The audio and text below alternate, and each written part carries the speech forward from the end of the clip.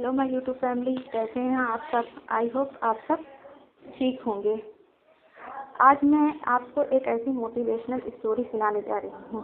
एक ऐसे राजा की कहानी जो अपने उत्तराधिकारी के लिए चिंतित था। तो चलिए शुरू करते हैं।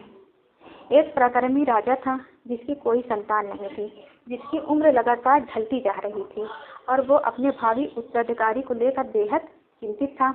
उसने कई वैद्यों को दिखाया, लेकिन उसे संतान सुख नहीं मिला। फिर उसने सोचा कि क्यों न अपने राज्य की भागदौड़ राज्य के ही किसी नवयुवक को सौंप दी जाए। इसके लिए राजा ने परीक्षा का आयोजन किया, जिससे वो अपने भावी उत्तराधिकारी का चयन कर पाए।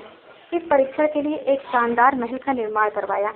महल के दरवाजा पर गणित का एक समीकरण लिखा गया और इसकी घोषणा पूरे राज्य में कर दी गई कि राज्य के सभी नवयुवकों को आमंत्रित किया गया है। उनसे कहा गया कि वो इस दरवाजे को खोले। सभी नवयुवकों से कहा गया कि जो भी यह दरवाजा खोलने में सफल होगा उसे यह महल उपहार में दे दिया जाएगा। साथ ही राज्य का उत्तराधिकारी भी घोषित किया जाएगा। इस घोषणा के बाद से ही महल के आगे नवयुवकों की भीड़ इकट्ठा हो गई। सुबह से शाम तक नवयुवक लगातार महल आते रहे। सभी उस गणित के सवाल का हल खोजने में लग गए, लेकिन कोई भी उस पहेली को हल नहीं कर पाया। कई लोगों ने उसे लिखा, याद किया और अपने घर वापस आकर हल निकालने की कोशिश करते, लेकिन सभी असफल रहे। इस तरह कई दिन बीत गए।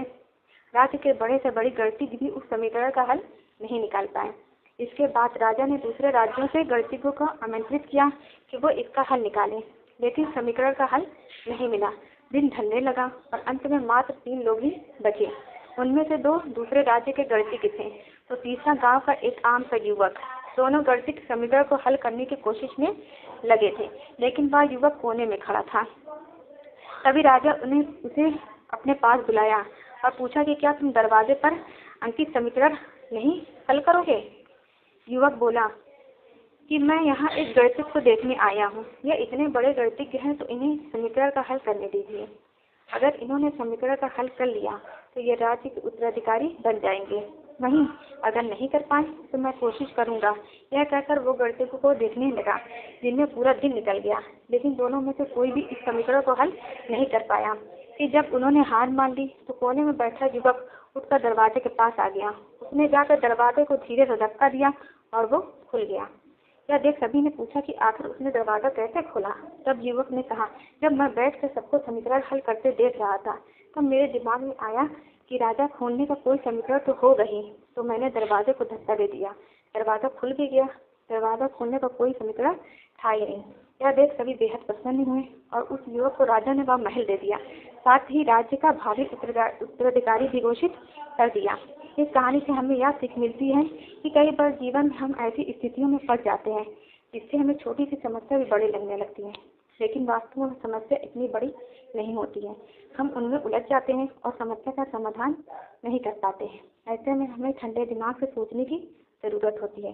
समस्या का समाधान अपने आप ही निकल जाता है या फिर थोड़े से प्रयास के बाद मिल जाता है। ऐसे में शांति सोचें और समाधान करने का प्रयास करें।